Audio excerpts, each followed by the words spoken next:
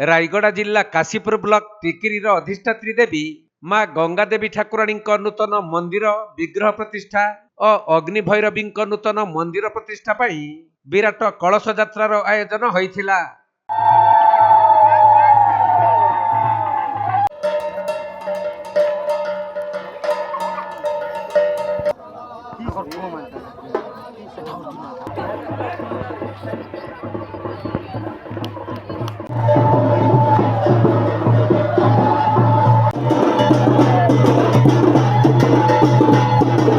शताधिक महिला और युवती माने निकटस्थ पोखरी रे पूजापाठ करी कलसी रे पानी भर्ती करिथिले।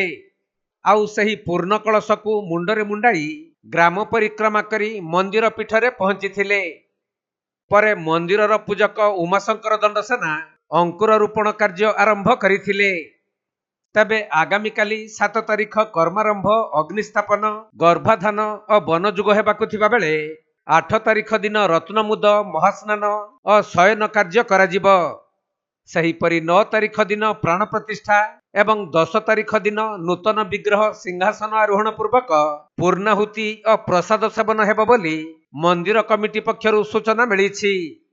सेपटे एकाथरके 2टी मंदिरर प्रतिष्ठा हेउथबारु सारा अंचल रे भक्तिमय परिवेश सृष्टि होइछि।